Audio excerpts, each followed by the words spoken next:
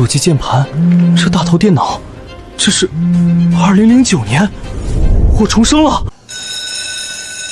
不然呢？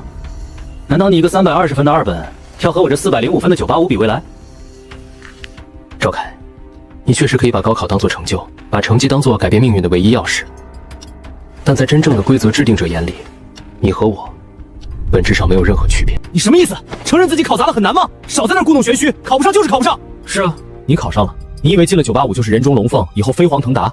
你会觉得那些大公司会抢着要你，你的起跑线比我高出一大截，对吧？难道不是吗？你还小，这么想很正常。你确实有了更多的选择，去更好的城市，去更好的公司，但本质上我们依旧在一个阶层，因为我们都是参加高考上大学的人，所以没有区别。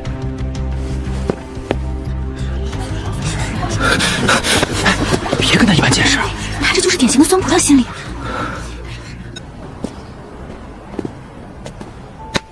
哎呦喂，老林啊，咋翻车了？考的还不如我呢，我不才比你高2分吗？那是以前，刚才我和赵凯说的话，你是一句没听进去？那不是你为了装逼硬撑面子说的吗？傻狗！你才傻狗！照你这么说，难道赵凯去南大和咱们一样？那大家还读个屁的书？其实理论上来说，确实如此。我问你，初中那个转走的张静，你知道他现在在哪儿吗？知道啊，他家有钱，据说去了南外国际部，光自校费都几10万。对，他不需要参加高考，直接申请国外的名校，一样是 QS 前100，甚至比清北排名还高。你知道港澳台联考多少分能上清北吗？多少？400分出头，换算成咱们苏江省的卷子，大概不到300分。啊！我操！真的假的？这就叫选择权，更多的是信息差，是资源。如果你的命运只能被一张试卷定义，没有任何容错率，那你本质上就是没有选择的底层。我好像明白一点了，那你打算咋办？你不复读了？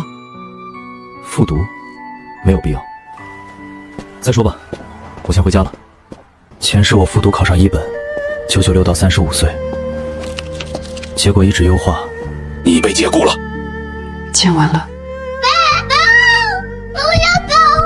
而赵凯也没好到哪儿去，南大毕业高位接盘楼市，结果和我相差不大。学历高去更大的城市当更高的韭菜，学历低跑外卖当小一点的韭菜。在时代的洪流面前，任何一个风险普通人都难以承受，更别提人生路上全都是坑。这一世，既然带着未来的记忆回来，既然看透了这场游戏的本质，那就换个活法。家里有些安静，明显气氛不对。天气很热，但家里没有开空调，一切的起因应该是班主任王老师刚刚打过电话。320分，在这个家里如同晴天霹雳。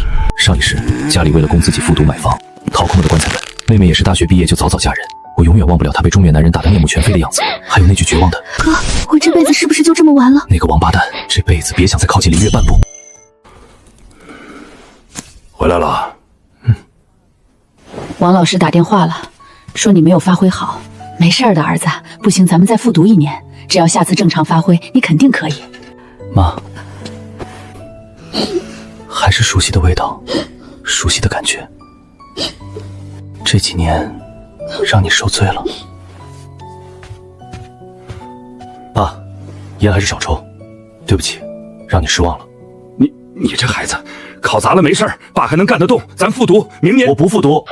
你这孩子傻了，才320分，你不复读去干什么？你不要有心理压力，我和你爸砸锅卖铁也会供你。妈，我不复读，绝对你不复读，以后工作怎么办？人生就完了。我没和你说过吗？高考是我们这种家庭唯一改变命运的机会。爸妈，你们信我一次，学历没用的，你们那个觉得读书是唯一的路是对的，可是时代在变化，早就不是以前了。这一次我有别的路走，我会把日子过好，比所有人都好。登录成功的瞬间，我差点被一口气呛死。屏幕右上角，那个黑白头像闪动着。咦，网名叫我为谁哀悼，个性签名是爱已成伤。太窒息了，改，马上改。2009年比特币刚诞生，因为打等机会又太远，远水难解近渴。若不能快速发财，依旧父母早逝，妹妹受苦。这画面也太粗糙了。我是程序员，对于2009年就是降维打击。现在地下程序员是正火爆，可以写脚本搞钱。你先玩，不玩开机子干嘛？别浪费钱。别管，有事儿。程序已完成。好，试试看。启动。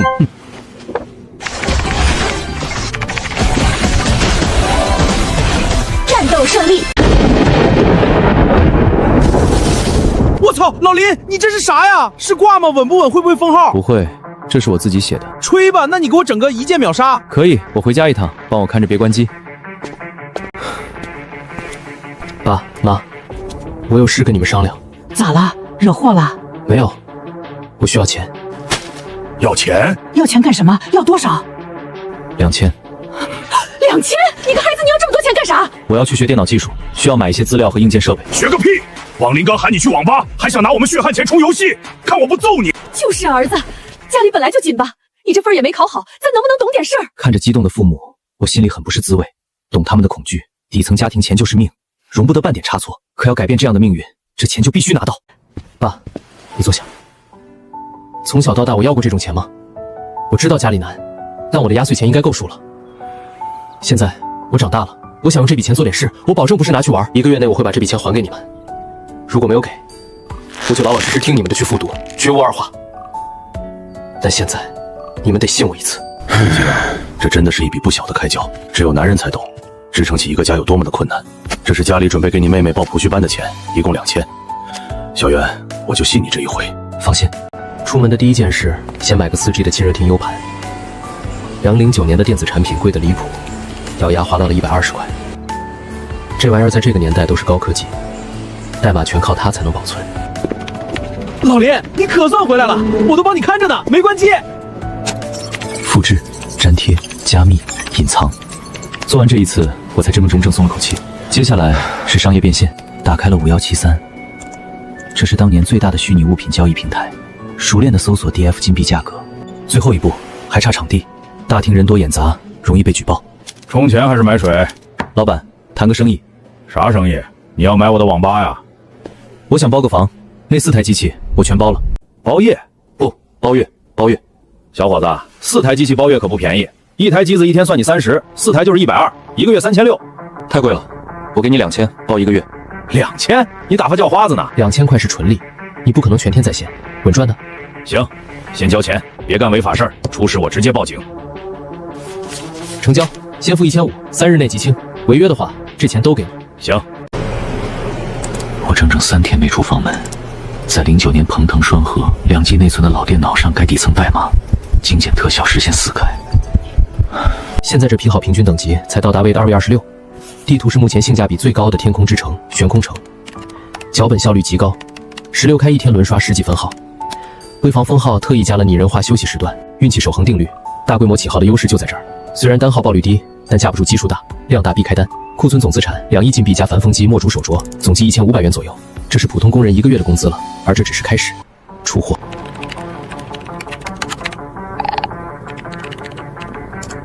比市价稍微低了一点点，为的就是秒出。您寄售的商品已被拍下，交易成功，入账1377.5元。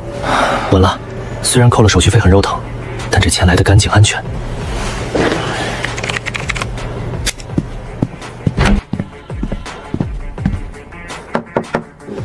老板，结账。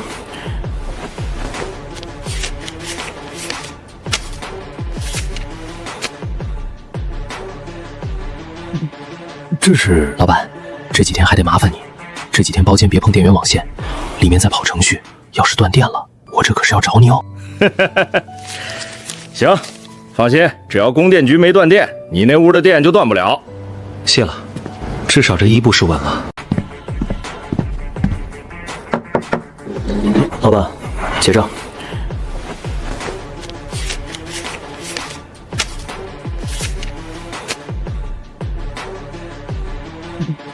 这是老板，这几天还得麻烦你，这几天包间别碰电源网线，里面在跑程序，要是断电了，我这可是要找你哦。行，放心，只要供电局没断电，你那屋的电就断不了。谢了，至少这1步是稳了。早就闻到了熟悉的辣椒炒肉味儿，那是老妈的拿手菜。挂历上被红笔圈起来的，是明天填报志愿的日子。爸妈，我回来了。还知道回来？这2天晚上天天往外跑，说是在王林家住，到底干啥去了？王林他爸搞了台新电脑，我去查查学校资料。行了，老林，回来就行。明天要报志愿了，让他吃顿安生饭。林渊，明天你王老师要是劝你复读，你咋想的？老头子依旧不死心。爸，我说了100遍了，不复读。320分，你能上个啥2本吗？出来之后能做什么？而且你平时分数都在390左右，为啥不听话呢？爸，我有自己的规划，只要是公办的学校，本科就行。至于专业，前世就是计算机专业，我的技术已是超前，何必再学基础？老师都未必如我。我需要的是时间，大量的、自由的，可以用来搞钱的时间。这也是我不复读的原因。高中不上课可不行，可是大学就不同了，谁管你啊？爱上不上。要不是家里人肯定不同意我不上大学，我连大学都懒得读，因为没有意义。我不报计算机了，我不报计算机了。啥？你不是最喜欢捣鼓电脑吗？不学了，没兴趣。我打算就留在京南，我不想去外地。你疯了！留在京南你只能上2本，去外地还有机会读1本。爸，我说了很多次了，学校专业都不重要，我有自己的想法，我会为自己负责。你随你，到时候毕业了找不到工作，别回来哭。哭不了一点。抽空去看看网吧运行的脚本，还好一直没出什么乱子，偶尔出现的问题都解决了，这批号的等级也在稳步提升。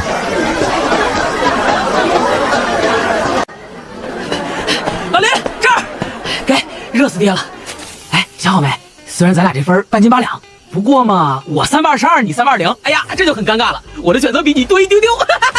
322分，这分数最好的选择也是个2本，搞不好还得滑到3本独立学院去。但这并不妨碍这傻狗在我面前找优越感。行，你牛逼，那你打算报哪儿？我爸说过土木或成工程管理，说是以后好回来接帮做生意，但我不想去，我想跟你一块儿。哎，你去哪儿？咱哥俩虽然分不高，但好歹能凑个伴儿。到了大学我也好罩着你。我打算就在京南。那我和你一样，不管啥学校，只要在京南就行。哎，你们听说了吗？赵凯这次稳上南大了，真羡慕啊！985啊，以后出来肯定混得不差。咱们这些2本的，以后估计也就只能给人家打工喽。其实啊，选学校很关键。有些2本学校学费贵不说，师资还差，去了也是浪费4年时间，还不如复读。凯哥说的对啊。哎，林渊，你这分挺尴尬的吧？320，刚好卡在2本线边上，万一滑档了，那可就得去读3本喽。刘洋，你放什么屁呢？320咋了？我322，我骄傲了吗？3本怎么了？吃你家大米了？太幼稚了，这种高中生的攀比，在我看来，简直像是在看幼儿园小朋友抢糖吃。不用操心我，赵凯，祝贺你。不过你还是先想想学什么专业吧。刘洋，你那分好像也没比我俩高多少吧？先管好你自己。林渊，嘴硬没用，社会是很现实的，学历就是阶层。等你毕业找工作碰壁的时候，希望你还能这么自信。今天填志愿，这是大事儿，关系到你们一辈子，都给我打起精神来。具体的填报规则我就不啰嗦了，但我得强调一点，量力而行，别好高骛远。林渊，你出来一下。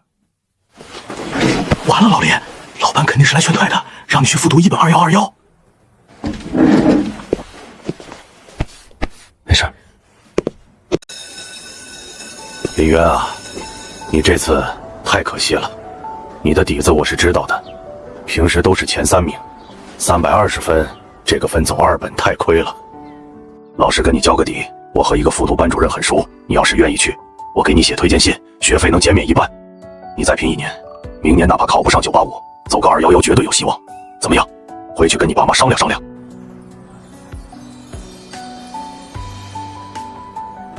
王老师，谢谢您，但是我不打算复读，我读个普通的2本就好。你这孩子怎么这么倔呢？2本和重点那能一样吗？那起跑线都不一样。老师，不用再劝我了，我绝不后悔今天的决定。选京南财经红山学院，只因地处仙林大学城，高校云集，美女众多。上一世复读考上男友也在仙林，学校里也谈了恋爱，偷吃禁果。如今回想起，依旧是甜的。虽是中年灵魂，可18岁的身体依旧活力充沛，欲望时刻鲜活。哎，老林，你想啥呢？笑得怎么有点淫荡？没想啥，想以后带你飞。你也报这个？报呗，反正你也说了，咱这分也就那样，在哪儿混不是混。对了，这暑假你准备干嘛？我爸让我去店里帮忙，但我琢磨着去网吧再练个小号。别去店里了，帮我干活，给你开工资。真的假的？啥活？只要不是去搬砖，我都行。还记得那天你看到的那个自动刷图的号吗？废话，那走位比我都骚。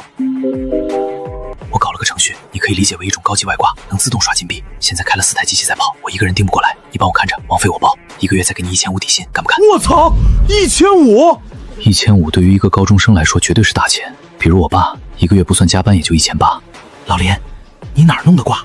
这么暴力？买的，这玩意儿不稳定，有时候会卡死，需要人盯着。要是赚了钱，到时候再给你包个大红包。要是赔了，那1500我也照给。干，必须干！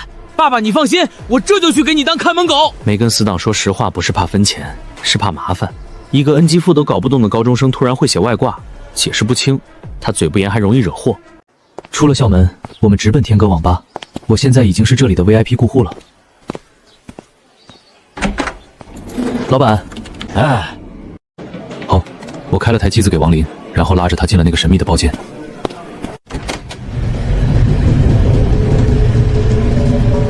我靠，这啥玩意儿？游戏呢？怎么变成这鬼话精了？这是底层运行模式，省内存的，你不用管原理，只要看到窗口卡住或报错，就记下来打电话给我。懂了，这会儿轻松啊。那我能不能一边看这一边玩游戏？随你。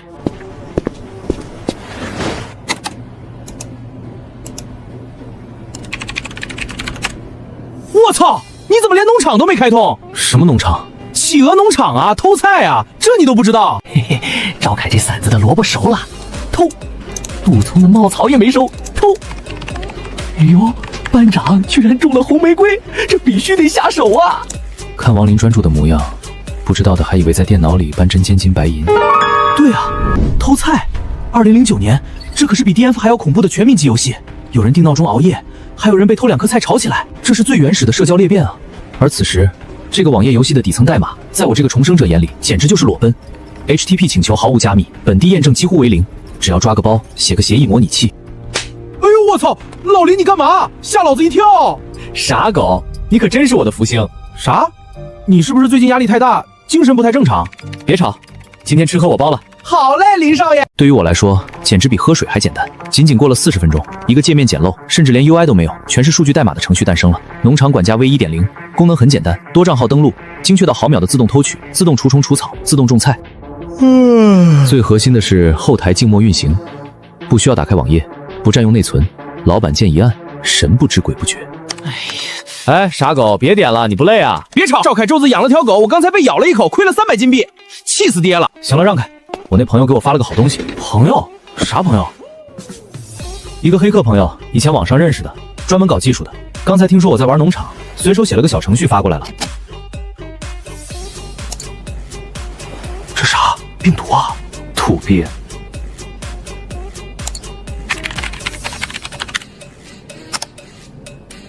看好了，检测到好友班长曹朝成熟，倒计时3秒；检测到好友赵凯白萝卜成熟，倒计时5秒。防狗判定开启，绕过成功，偷取成功，获得麦草吃3，偷取成功，获得白萝卜吃2。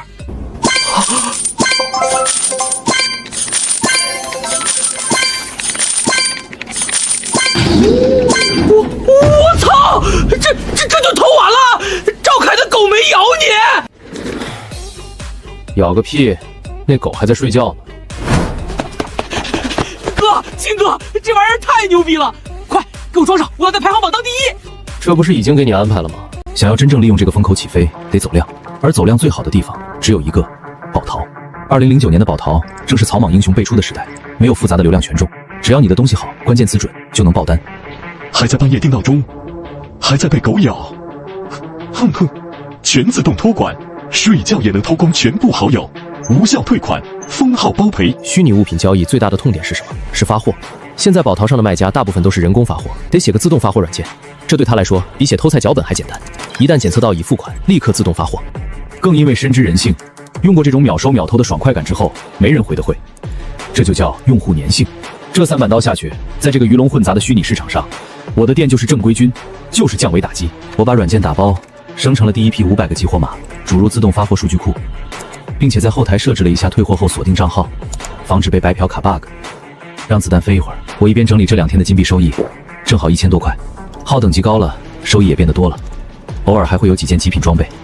交易成功，资金到账，挂单。到账后，我第一时间交了保证金。看着这一幕，不禁觉得有些好笑。人年纪越大，越难获得快乐。思绪回转，这一切只是个开始。农场和打金脚本都是小打小闹，等到有了本金，能够买一个本地服务器，这才是布局的开始。老板，这挂真的假的？不会封号吧？能不能便宜点？来了，第一笔订单。果然还是09年的生意好做。这时候很多人对于网店还是一窍不通。我用10分钟写好的自动回复桥本，解释是多余的。7天无理由，封号包赔1000元。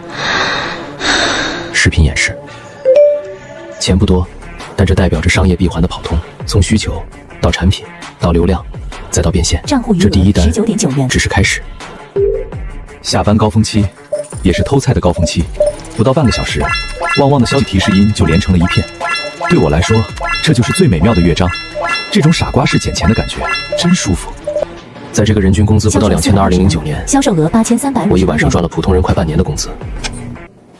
然而，华国互联网的定律是，只要你有肉吃，狗闻着味儿就来了。第二天早上，我刚到网吧，习惯性打开后台，恶意差评，垃圾軟件，而且是组团来的。我顺手一搜，好家伙，一夜之间冒出来7、8家新店。最恶心的是价格，价格战吗？这一幕太熟悉了。如果是18岁的我，这会儿估计已经气得跟人对骂，但现在的我只觉得那几家店的老板就是小丑，和我拼技术。下载下来一看，我乐了，这哪是什么底层协议模拟，这就是个简陋的案件精灵脚本。嘿嘿，就这，同行想玩死我，那我就教教你们什么叫降维打击。第一步，技术压制。我花了10分钟，给自己的软件加了个自动更新碗筷。这微小的变动对那些劣质的按键脚本来说是致命的。第二步，服务壁垒。我直接在首页面挂出郑重声明，将我们的优势与盗版的危害讲清楚。数码唯一真正购买24小时无人，凡是购买别家软件被坑的，凭截图本店立减5元。这一条是为了将对手的客户转化为我的。在这个年代，保淘都是人工审核，只要证据链完整，恶意差评是可以申诉的。就算不行，我也有的是办法让差评消失。未来的技术手段放到现在就是降维打击。老板，我给你拉了整个宿舍的同学。老板，我错了，不该贪便宜买隔壁的，还是你家的好用。反正是市场很大，自己吃一部分就可以了。而且这个生意终究是小打小闹，上不得台面。处理完那些跟风的跳梁小丑，我并没有闲着。虽然短期胜利，但是这种软件还是没什么行业门槛，太多人可以复制。没有技术壁垒的东西，最后都会死得很快。还好老子年轻，现在才终于明白，年轻就是资本这句话了。农场脚本只是开胃菜，赚的是快钱，不可能长久。打个比方，烟草，你敢自己搞就立马进入吃牢饭，好像满几千金额起步就是5年。我要回想下09年的信息，作为一个普通人，能改变的东西实在有限。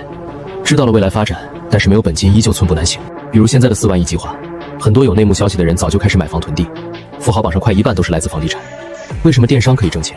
因为新兴行业那些掌握权力的人不太懂，所以在各种行业初期总是诞生出各种财富神话。但是一旦这个行业逐渐透明，开始有资方进入，那么普通人再想赚钱，千难万难。那时候初期的双11可是一场商业神话，从开始无人问津，到后来无数人在电脑前守着时间疯狂抢货。开始的时候打印机都没有，全靠手抄。还有就是宝淘商家版功能简陋，全靠人工。自动上下架，批量修改价格，自动好评，库存预警。这玩意儿要是出来，1小时1万都不是没有可能。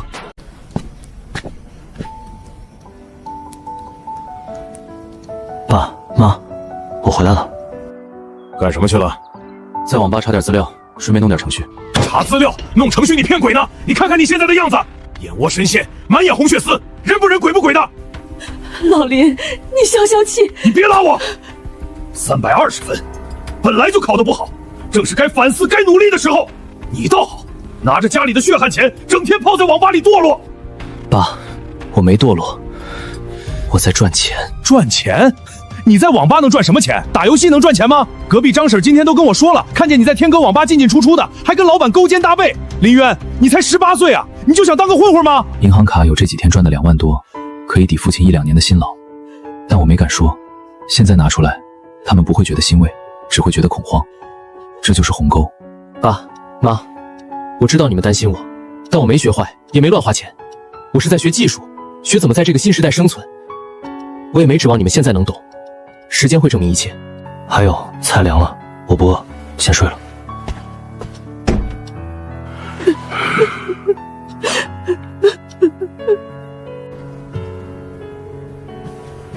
重生者的孤独，大概就在于此吧。你站在山顶看到了日出，而山脚下的人还以为你在发疯。哥，爸妈回屋睡了，妈让我给你热的。在这个家里，除了那个不可能出生的侄子，林月大概是唯一一个无条件信任他的人。没吓着吧？没，哥，你别生爸的气，他就是怕你走歪路。隔壁大妈那张嘴你也知道，死的都能说成活的。我知道，月月，你也觉得哥在不务正业吗？虽然我不懂你在电脑上啥，但我知道哥你肯定不是去玩。哥，我睡觉了，不管你干啥，别太累了。上一世他太过心软懂事，才被王强的畜生拿捏。王强，这辈子别让我碰见，定饶不了你。原生家庭啊，父母的爱是真实的，但他们的认知局限也是真实的。这种爱有时候沉重的像是一种束缚，必须尽快离开，去大学。只有物理距离的隔绝，才能真正放开手脚。现在的当务之急是护城河。偷菜农场脚本虽然赚了快钱，但那玩意儿本质上就是个客户端外挂。要想做大，要想做 B 端生意，就必须把核心逻辑云端化，得搞个服务器。由于手机过于古老，我也不知道一晚上过去自己的软件到底卖了多少。打开账户一看，好家伙，爆单，整整卖了3000多份，亏好自己准备充足挂了5000单，不然亏大了。看着自己的支付宝余额已经来到了6万多，不禁整个人开始有些恍惚，这钱太好赚了，真他那么容易啊！果然应了那句话，时代成就英雄，风口上猪都会飞。现在我便开始续写昨天未完成的代码，并新始列文档，以淘金者术技术架构。这些都是之前项目组的产品，曾经牛马的经历，此刻反而帮助很大。这才是我擅长的领域。跟代码打交道让我觉得无比轻松，他不争不吵不闹，你给他什么指令，他就给你什么反馈，诚实且忠诚。不知不觉，外面的天从清晨到黄昏。我看了眼时间，晚上5点半，总算最后还是完成了服务端核心验证模块的编写。虽然眼睛酸丧的要命，但精神却异常亢奋。看着门外的车水马龙，这个世界大部分人还在按部就班的生活，而我已经开始改变自己的命运。有了这2天赚的9万多，我终于有资本开始我的初计划了，搞一台本地服务器，让那些想抄袭的人无路可行。今天的目标很明确，戴尔 PowerEdge R710。我知道这玩意儿不是给钱就能抱走的，主要是为了定配置交定金。凯哥，这索尼 CS 系列是真漂亮啊，但这价格也太黑了吧，7000多。刘洋，你不懂，索尼卖的是设计和屏。我看过测评，这款虽然显卡是9300MGS，稍微弱了点，但陈宇又不玩大型游戏，跑跑 PS 和看电影足够了。而且这做工，你摸摸，那是神州能比的吗？这一世还是一样啊。赵凯一直喜欢学习委员陈宇，好像2个人最后还真谈过恋爱，不过最后没有结婚。哟，这不是林渊吗？来看看。林渊，你也买电脑？预算多少？我这2天把诸将节都跑贴遍了，还是懂一点的，帮你参谋参谋。凯哥，人家林渊考那学校估计也不用什么高配置，要我说，2楼拐角有卖2手的，1000多就能搞定。反正就是挂个 QQ 聊个车，省下的钱还能当生活费。刘洋，别瞎说。林渊，你别往心里去。不过买电脑确实水深，赵凯懂得多，让他帮你把把关也好。社会上恶心的人可比他们过分多了。不用了，我有目标。你有啥目标啊？你预算要是紧，我推荐你买红EO 4736，性价比之王，4000出头。你要是去买神收，虽然便宜，但散热不行，容易白连。哎，林渊，你走错了，那是商用区，卖服务器和工作机的。没走错。买笔记本去隔壁，这儿不零售。老板 ，R710，我要订一台。小伙子，你知道 R710是什么吗？那可是1架式服务器，不是你们打游戏的台式机。林渊，你别瞎搞！但这玩意儿没有声卡，显卡也是集成的，根本玩不了游戏，而且噪音贼大，跟拖拉机似的。你在宿舍一开机，室友得打死你。而且这东西死贵，没个1-2万下不来。听我的，去买个红欧，实惠。赵凯，谢了，不过我真的需要。我要双路15520，内存插满32G ECC， 硬盘位我要6个，全上300G 的15000转32盘，做 RAID 10。另外，我要加装 H700阵列卡，带1G 缓存的那种。老板办，您这配置太高了，主要是这 SAS 硬盘和 H700卡，价格可不便宜啊。1520 CS 盘，RAID 10，这些词拆开他都听过，但组合在一起，完全超出了我对电脑的认知范畴。报个价。老板，这配置太顶了，现在内存和硬盘都在涨价，最低，我是说最低，36800，而且这肯定没现货，得从上海总代调，要等3天。多少？36000？疯了吧？买个电脑要36000？林渊，你哪来这么多钱？你抢银行了？林渊，你买这个到底要干嘛？这玩意儿放宿舍根本没法用，而且3万多，你爸妈知道吗？刷卡付全款。好嘞，老板大气。留个电话，地址我过2天发你，货到了直接给我送过去。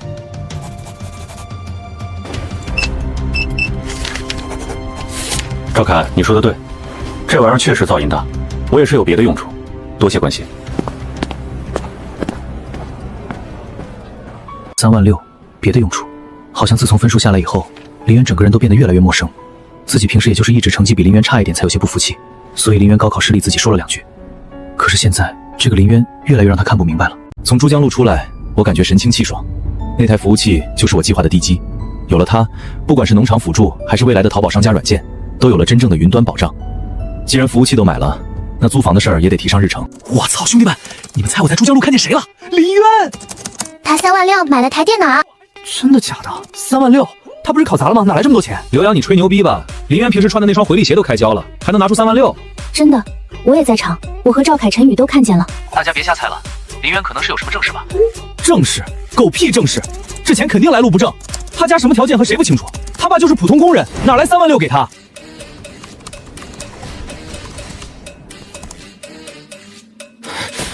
刘洋，你把嘴给我放干净点儿！再造谣，信不信老子明天去超市堵你？那是渊哥凭本事赚的，哈哈哈，笑死我了！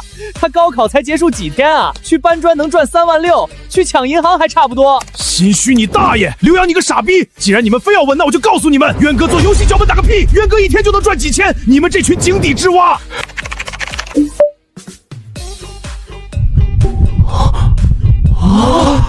我操，王林，你说真的？林渊还会搞这个？带带我啊，我也想赚钱。哼，是林先生？是我。筛选了。不过林先生，您之前说要看纯写字楼，其实亚星城那边有几套商住两用的公寓。不用，这套原本是个贸易公司，刚搬走。你看这落地窗，这栋楼是物业统一供冷吧？晚上8点以后是不是就停满气了？对，大部分写字楼都这样，为了节能。那不行，我的设备需要24小时恒温运转，晚上停空调，机器会烧坏。接弧线太细，空开也是家用的标准。我后面要加几组大功率设备，这线路带不动。走吧，看下一套。林先生，最后这套有点特殊，这套在走廊尽头，原本是房东打算自己开工作室的，硬装都搞好了，但后来资金链断了，没开成。房东本来想做录音舱还是后期工作室来着，所以电路特意改造过，全是4平方甚至6平方的线，而且这房间呢是独立的大匹数吸顶空调，不受物业控制。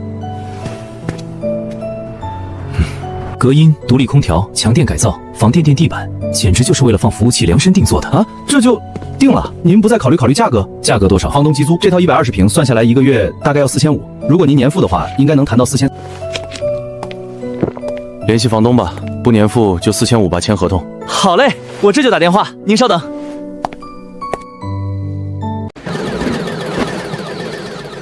企鹅头像异常闪烁，消息刷屏，全是同学艾特。我翻完长记录才弄清事情原委。以后这种事儿别在群里说，没必要。渊哥，我就是气不过那个刘洋太恶心了，说你钱来路不正，还说你被包养，我这一冲动就……不过你看，现在他们都闭嘴了，多爽！到底还是年轻，本就与他们不是一路人，以后也没有交集。前世毕业后，即使聚会也是各种攀比，早已让我看淡。行了，这事儿过去了，以后低调点，闷声发大财才是王道。好嘞，都听林少爷的。当年我在班里风光，后面混得差，总被人暗地议论，也就王林真心待我，值得我交心。发完这局，我也没太当回事。我现在的重心都在即将到来的服务器搬迁上。然而，我低估了人性的恶，尤其是刘洋这种小人的恶。第2天上午，我正在网吧给脚本做最后的调试。谁是林渊？我是，有什么事吗？有人举报你利用网络进行非法牟利活动，涉嫌破坏计算机信息系统，跟我们去所里走一趟吧。破坏系统，刘洋，只有他。警官，我只是在玩游戏。是不是玩游戏？跟我们回去调查清楚再说。带带走。这事儿没刘洋说的严重，我用的只是按键即兴脚本，不是改数据外挂。09年算灰色地带。你没营业执照，用脚本批量刷游戏币变现，赚得多，确实乱了市场规矩。念你是初犯，而且还是学生，认错态度较好。最终的处理结果下来了，批评教育，没收违法所得，并处以罚款。谢谢您，给您添麻烦了。这波损失惨重，2万多块钱现金全被没收了。元哥，你没事吧？没事，罚款教育。是不是刘洋？是不是那个王八蛋？老子就知道是他！只有孙子干得出来这种损人不利己的事儿！我现在就去他家弄死他！站住！元哥，这口气你能忍？几万块啊，那可是几万块，就这么没了！这孙子就是见不得你好。没必要，你去打他一顿，然后呢，赔医药费、拘留，让他再报一次警，把你送进去，连高考录取都给你黄了。那怎么办？就这么算了？算了吧，以后注定不会有什么交集。不过王林，这一刻你要记住了，无论何时何地，首先要保护好自己，财不露白，这不是怂，是生存智慧。这个世界上，想看你倒霉的人，远比希望你过得好的人多。刘洋只是第一个，以后我们做大了，会有无数个刘洋。如果每次都用拳头解决，我们早就死在路上了。元哥，对不起，如果不是我在群里装逼发那张图，刘洋也不会。行了，这就当是交学费了，钱没了可以再赚，人没事就行。DNF 这条路算是暂时断了，既然被警方定了性，再大规模搞就是顶风作案，得不偿失。而且网吧那种环境确实太不安全，人多眼杂。看似一夜回到了解放前，这点钱我已经完全不在意了。走，吃饭去。元哥，你还有钱吃饭吗？饿不死。要不我请你。刘洋能封我脚本，却动不了正规软件。农场管家才暴力，场地服务器我全备好。这次挫折反而让我更加警醒，不管在哪里做什么，越少人知道越好。那些赚快钱的灰色路子，丢了就丢了。接下来才是真正的赚钱项目。爸妈，我回。跪下！老林，你别管！慈母多败儿，看看你教出来的好儿子！派出所，那是派出所啊！咱们老林家几辈子清清白白，从来没谁进过那种地方。你倒好，刚高考完就给我进去蹲着了。爸，事情不是你想的那样。还敢顶嘴！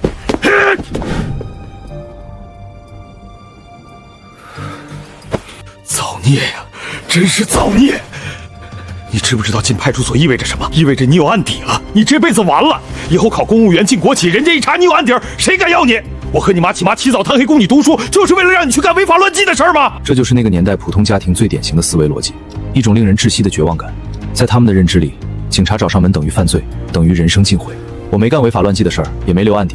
警察抓我不是因为我犯法，而是因为我赚钱太多，没办营业执照。啊？啥？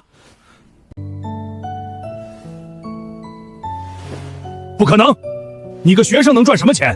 肯定是被外面的坏人骗了去搞传销或者诈骗。这是银行的到账短信，6行天收到短信，你自己看。银行余额3200元。3200？这钱哪儿来的？你是不是去抢了？还是真在网上搞诈骗？这是淘宝商家推广佣金。爸，现在时代不同了，我帮网店写程序引流赚钱，流水大没办证被罚了款。帮淘宝卖东西，那警察真的没给你记过？民警说，只要租场地办证就是合法生意，真犯法哪能这么快放我出来？所以，为了不让警察再找上门，我必须在外面租个正规的写字楼，把这个执照办下来。还要租写字楼？算了，我老了，搞不懂你们这些年轻人的玩意儿。但林渊，你给我记住了，只要你不犯法，不走歪门邪道，你想折腾就折腾吧。但凡让我知道你再进一次派出所，我就当没生过你这个儿子。知道了。行了行了，孩子刚回来，还没吃饭吧？我去热饭。那一顿晚饭吃得如同嚼蜡，父母小心翼翼的眼神，欲言又止的试探，那种以爱为名的沉重关注，让我感到一阵窒息。只有搬出去，才能开始自己的事业。办什么业务？宽带还是座机？装一条企业专线。小伙子，家里装宽带去那边那个窗口，这里是对公的，给公司装的。我就是给公司装。地址在紫金科创中心16楼。我要一条上下行对等的时髦光纤，固定 IP。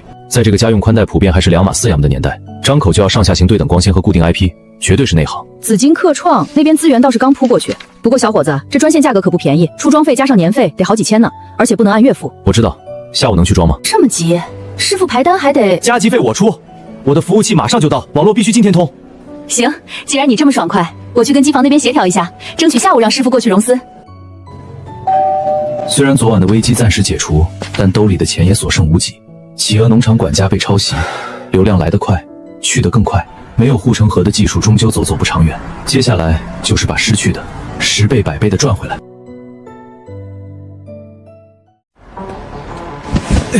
哥们儿，这里面装的什么啊？死沉死沉的。一些精密仪器。这就是花了3万6买回来的服务器。好家伙，感觉比自己都专业。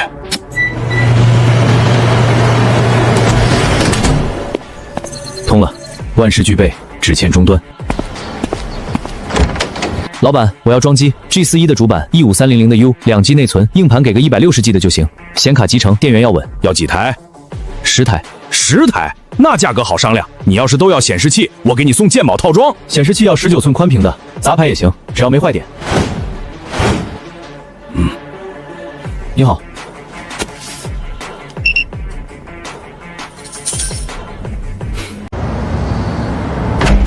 爸妈，这是什么？这是之前问你拿的2000块钱。难道这小子真的在做正事？我说了，我现在做的是正经生意，以后每个月都有。我这几天会在新租的办公室忙，可能回来的晚，甚至不回来睡，你们别担心。办公室弄好了？钱是真真切切的，他态度也缓和了。弄好了，电脑设备今天刚进场，放心吧，我心里有数。不能做违法乱纪的事情。你也长大了，如果遇到解决不了的麻烦，就回来。你爹我不会不管你的，知道了吗？放心吧，爸。虽然他们不会理解，但这份关心和爱却是真真切切的。接下来的3天，我几乎是住在了办公室里，一直关注着市场动向。农场辅助的热度正在消退，市面上免费破解的版本层出不穷，这波快钱已经赚到了头。现在开发的是真正的杀手锏。09年淘宝即将爆发，商家扎堆，可工具却特别落后。大卖家每天手动处理海量订单，库存靠人肉核对，又慢又容易错。利用服务器的强大算力，软件可以实现多店铺、多客服同步云端，在09年完全是降维碾压。搞定！终于有了自己的护城河，这下谁都不能抄袭我的劳动成果了。软件有了，接下来就是最难的一步，找客户。既然没钱推广，那就只能用点野路子了。接下来3天，现实狠狠打脸。死骗子！我以为软件能降维打击，结果卖家冷淡，更没人对主人追捧。我一遍遍搜店、发旺旺、复制话术，要么被骂，要么无视。3天只有几人勉强适应。360爆毒了，你还说安装时麻烦不断，我挨个教他们关误报加白帽耳做云端验证。老板，你这软件好用，我500买断。服务器电费、专线宽带费、未来的维护成本，500块钱买断。满心以为能爆单，结果无人问津。理念太超前，现实太骨感。步子迈大了，容易扯着蛋，太高估自己，东西太超前，在别人眼里就是可疑收费软件。私聊太掉价，效率低，不做推销了，直接换路子，广撒网。帖子已被删除，涉嫌违规广告。服务器、房租天天烧钱，这周再没起色，下个月生活费都没着落。不，产品没问题，缺的是信任，就差一个帮我背书的人。他试用最积极，问题也最多。昨天还嫌软件界面太简陋不好看。兄弟，你确实有点东西，这2天给我省了一个人工。都说你是骗子，但我想跟你合作一把。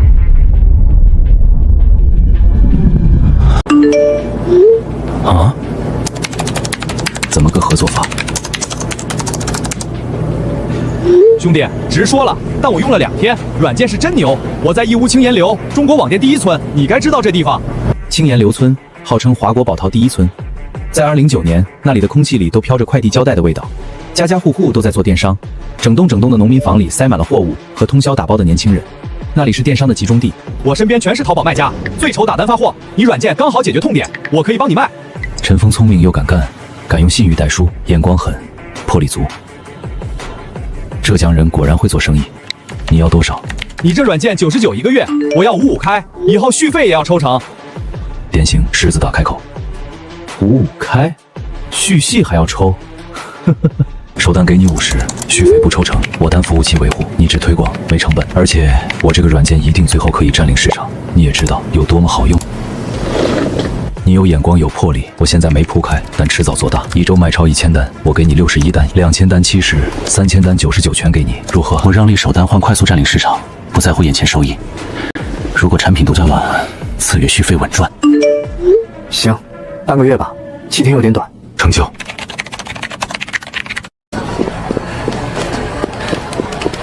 接下来半个月，直接从地狱到天堂。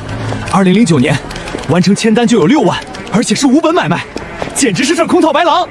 老张，别填你的破快递单了，手不酸啊？来看看这个，我陈峰的人品你还不信？我店都在用，有毒我赔你，99还贵，请小工1月800，软件24小时干活，还能自动上下架，划算爆了。在那个充满江湖气的村子里，信任往往就是一支烟、一顿酒、一句出了事找我。第3天，付费新增25人，陈峰尝到甜头，带表弟跑村推销，店都不管了。第1天新增8人，到账几百块，分陈峰一半我也不在乎。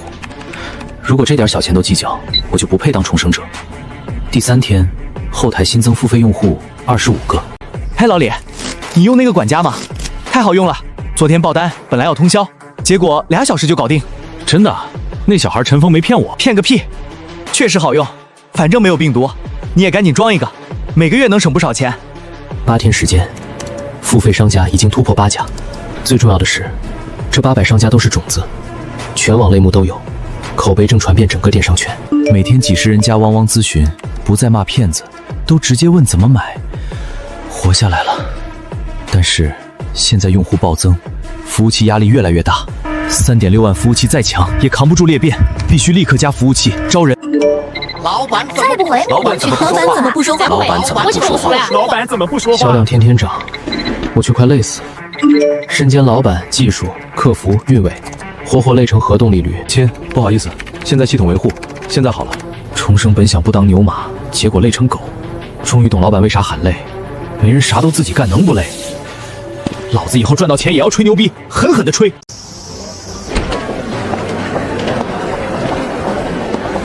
你换做其他国家未必可以，但是在华国，你只要敢招聘，就有人来应聘。别问，问就是我爱工作。那个同学，你们招客服？对，招客服。打字速度多少？1分钟80个字没问题。我们在学校经常聊，经常练习。能接受倒班吗？有夜班？能，只要按时发工资、签合同就可以。试用期1200，转正后1500，有5险1金。工作就是回复汪汪，处理订单问题。老板，我们可以。行，明天带着身份证来紫金科创中心305报道。有了客服，财务更关键，能省大钱。再不注册公司报税，被查就是非法经营，绝对不能碰。我有5年外企财务经验，中级会计证，你们才开2500。大姐，现在行情就这样，你不干有的是人干。美女，聊聊。你是 LY 科技招财务主管，底薪3000，交5险。你是老板？是的，找个地方坐坐。情况就是这么个情况，现在是草创期，就我一个，但是流水挺大的。个10、100、1000万，日流水4000多。我需要你把营业执照赶紧办下来，搭建完整财务制度，税益分不少。执照我有熟人能办，但做账保税、私户转公后都要时间，而且试用期3000，下个月公司正式注册下来，给你涨到3500外加年终奖，只要工作质量没问题，后续一切都可以商量。老板，合作愉快，叫我韩云或者财务就可以。欢迎入职。有客服不用死守电脑当打字机，有财务不怕被查。班子虽小，总算成型。接下来，终于可以早做点别的事情了。合作期做结束，推广数26685，是时候给陈峰转账了。看着即将划走的钱，我反而觉得太值了。银行到账，真的来了！前面还担心他会赖账。钱到了吧？合作愉快。他会明白，我是一个诚信可靠的合作伙伴，这比什么都重要。到了，兄弟，哦不，林总，大气，太大气了！咱们之前的那个约定是不是可以继续？之前的约定到此为止了。事起来了，推车的人就不值钱了。林总，这什么意思？卸磨杀驴？那你的意思，结束？陈老板，不是我过河拆桥，前期高提成只为快速打开市场，现在名气有了，高提成不能长久，再这样我成本扛不住。不是结束，是想和你长期深度合作。我给你新方案，每单提成降成10块，但续费给你分成。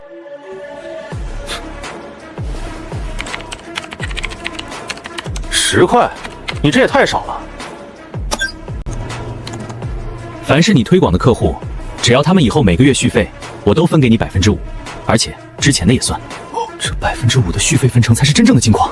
我手里2600个客户，下月续费就是13000，躺赚，而且基数会越来越大。林总，你确定？只要续费就一直给？签合同，白纸黑字。但我有要求，你得搭个正规地推团队，我按业绩考核，1000、2000、3000单，提成分别10、20、30块，并且我保证，只要这个软件在卖，我就会一直付给你提成，绝不食言。可以，我们见个面吧。合同签了，我就立刻动身。搞定。陈峰有野心，有执行力，有眼光，产品再好也需要推广，结果才是唯一。分他未来收益我不心疼，这等于花了近20万买了2600个高粘性用户，除非有更好用、更实惠的软件出现，否则他们不可能离开。而且我早就部署好了本地服务器，想破解，拆包出来的只能是一堆乱码。更何况现在的99元版只是个开始，我还有更强的 VIP 版没放出来。云端24小时自动回复，关机断网照样秒回客户，智能库存预警，自动下架商品，再也不怕超卖。真正的杀手锏是差评拦截，这在2009年价值无法估量。VIP 版加多店同步，数据分析，到时999照样抢着买。陈峰那点分成不算啥，但愿你每半个月都拉来这么多用户。但对于我来说，这只是第一桶金，仅仅只是一个开始。半个多月，我第一次回家，因为录取通知书到了。大妈，哎，那不是老林家的二小子吗？说他在外面搞网络诈骗，警察都上门了。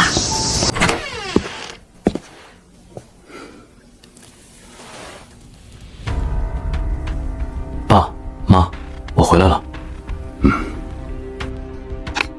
你还知道回来？天天在外头瞎混啥？不学好不着家，看你还有个人样不？小渊，跟妈说实话，你在外头干啥了？咱家再穷也不碰脏钱，真犯错就趁早自首。在这个信息闭塞的年代，他们对互联网的理解约等于诈骗。济南财经大学2本会计专业，考上大学归好事儿。刘洋说你诈骗，你老实说干啥了？不说清别想上大学。我知道，光靠嘴说是没用的。爸妈，你们看，这是戴鸿章的营业执照，我是公司法人，这2万是交税之后的合法盈利，钱干干净净。他看不懂那些经营防卫，但老一辈人无比相信这个。真的，1个月能赚2万？小渊，你别骗妈，咱厂长1个月才多少钱啊？就是给商家做软件，像给网店装个小工具，现在做的人少，才赚得多。小袁，爸不懂这些高科技，这钱爸替你存着，万一以后出点什么事儿，这钱还得退给人家。这就是代沟，也是现实。公司在紫金科创那边，事情多，我在那边租了房子，而且马上开学了，学校也在那边。你不回来住了？偶尔回来看看。爸，我知道你们担心，但儿子在长大了，有些路得我自己走。现在的房子太小了，我还买不起大房子接你们出去，只能先委屈你们这样凑合一下。行了，我也没吃饭，妈，给弄碗面条吧。我知道爸妈今肯定睡不着，会对着饭吃和对照和钱琢磨半天，还会去问人真假。可我不在乎，日子总会慢慢好起来。办业务，好的，请问需要什么帮助？我需要加一条高速企业专线，必须保证稳定。忙活半天终于办好，1年4万8跟抢似的，可用户破5000，家用宽线扛不住，这钱必须花。刚拿回家的2万，加上这里的4万8，7、8的开销，钱一下就没了。钱也太不经花了。这小子大白天打电话干嘛？前2天也打过，不过太忙了，我忘记回了。喂。我操，渊哥，你终于接电话了！我还以为你真进去擦缝纫机了。这孙子不知道哪根筋打错了，这2天一直在群里造谣，说你上次被警察带走是因为搞诈骗，还说你现在失联了，肯定是已经在坐牢了。刘洋，那个之前因为眼红自己打金赚钱，偷偷去派出所举报自己讨同学吗？喂，他说他的，你理他干嘛？我气不过跟他对峙要证据，他竟说我不露面就是证据。以前喊渊哥的人全反了，跟着刘洋一起踩我。渊哥，你快出来说句公道话，别让他乱传，传到你爸妈那就糟了。一听到爸妈，我眼神瞬间冷了。谣言比病毒传得还快，绝不能让家里人受影响。造谣一张嘴辟谣跑断腿，再让刘洋乱传，街坊该说我诈劫被抓，爸妈在厂里根本抬不起头。老一辈最看重名声，家丑不外扬，害怕违法乱纪。听说了，他的孩子那9年来离婚是他的，孩子去劳，社区都侄子戴彩眼镜看人呐。小学同学因父亲坐牢被起外号“劳改犯”的儿子，最后只能转学，我倒无所谓。但是毕竟此刻父母不是我，不能凡事只考虑自己。行，我知道了，挂了。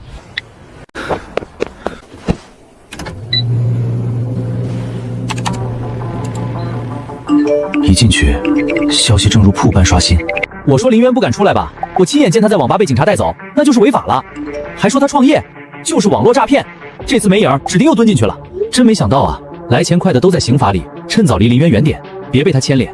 看着这些字眼儿，我不仅没有生气，反而觉得有些好笑，太幼稚了。换以前早跟他们对喷了，现在看这些话，心里一点波澜没有，甚至觉得刘洋有点可怜，靠造谣找存在感，我俩早不是一个层次了。不过王林说的对，苍蝇不咬人鹤应人，为了爸妈必须堵上他的嘴。尘封地推加线上雷变，后台每天流水高的杀人，日流水破3万，等执照下来，每一分钱都如实纳税。2009年这收入顶不少普通家庭整整2年的工资。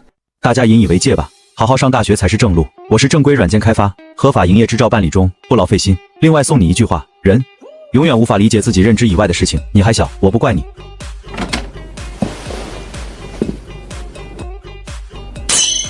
才几天就赚5万多，我爸累死累活1月2000，2年才挣这么少。你还小，我不怪你。这不是吵架，是羞辱。他的无视比骂我还难受万倍。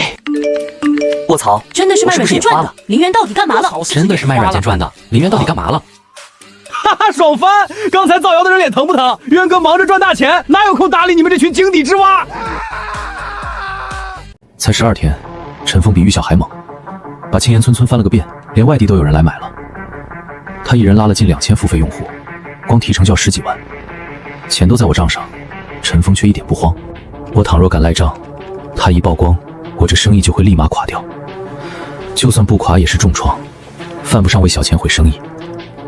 我们2个人心照不宣，维持着这份微妙平衡。兄弟，还有3天，后台快2000单了，弟兄们都快跑断腿，结账别掉链子啊！放心，钱少不了，先转你5万，剩下的到时候再算。信你不用先转，我谈妥到了再跟你说。静候佳音。陈峰野心不小，说是外地朋友，其实是想长期干。没野心的人成不了事，我只要结果，双赢就行。那个，请问这里是 LY 科技吗？是这里，进来吧。以后你们就坐那儿。我就是昨天招聘你们的人，也是这里的老板。啊，你是老板？这也太年轻了吧！人靠衣装，马靠鞍，换18岁早不自在了。我前世送过外卖，这点眼光算啥？根本不在意。坐吧。公司目前就我一人，今天还有个财务一起入职，合同看看没问题就签。底薪1200，转正1500，执照下来就缴5险1金，负责回复客户处理售后，干得好年底有奖金。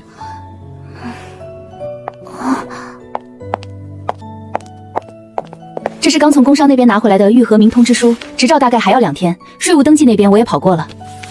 辛苦了。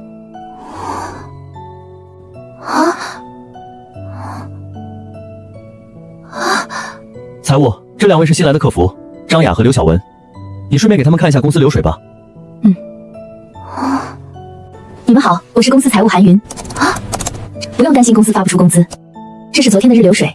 公司目前的现金流非常健康，甚至可以说比很多几十个人的公司还要健康。个十百千万，老板，我签。签完字就开工，我教你们怎么做。下班一起吃饭。本想请大餐，可资金紧张，要结账还要扩服务器，再赚钱也得省着花。喂，哪位？是 LY 科技的林总吧？我是苏省一联软件的投资部负责人，鄙人姓周。一联软件，这是省内做传统 ERP 软件的大头。不好意思，没空。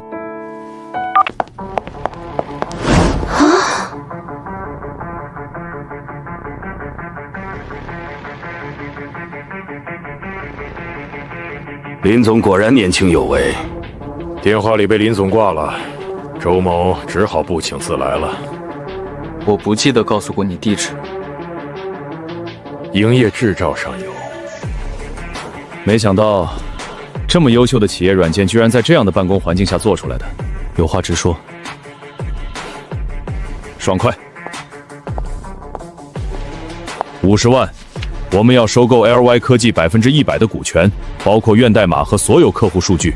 林总，我知道你一个月流水不错，但50万现金对于一个刚毕业的高中生来说，应该是一笔天文数字了。拿着这笔钱买辆好车，甚至买套房，这辈子起点就比别人高了。如果我不卖呢？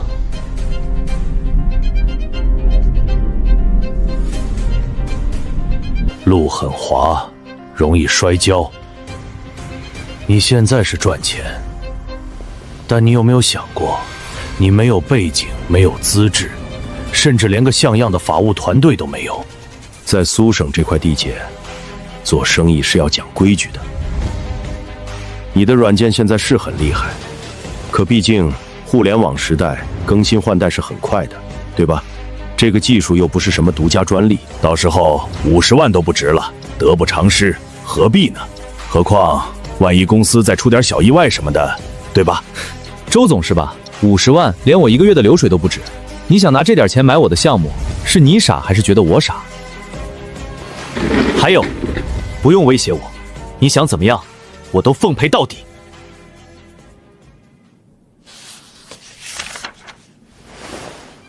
行，林总有骨气，希望明天你还能这么硬气。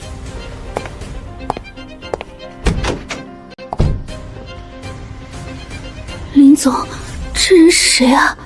看着好像大老板，他说的话……林总，一联软件我知道，在省里关系很硬，他们要是真想搞我们，干活。兵来将挡，水来土掩。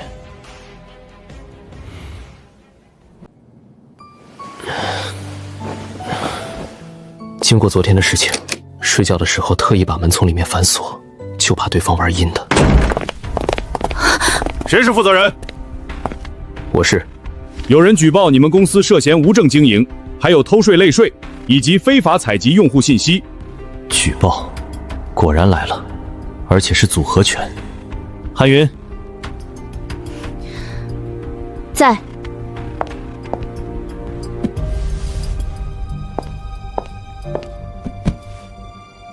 这是执照、税务、代码证，还有所有财务报表，收入全走公账。这是没税证明。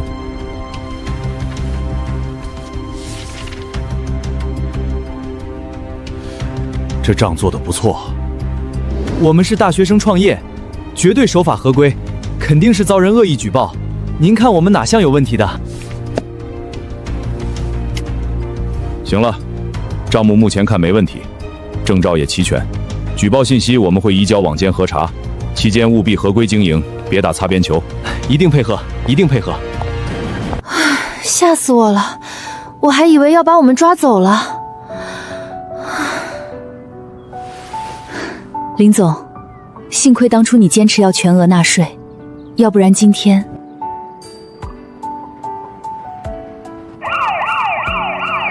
周总的算计落空了，这只是开始，他肯定还会出别的阴招，让人防不胜防。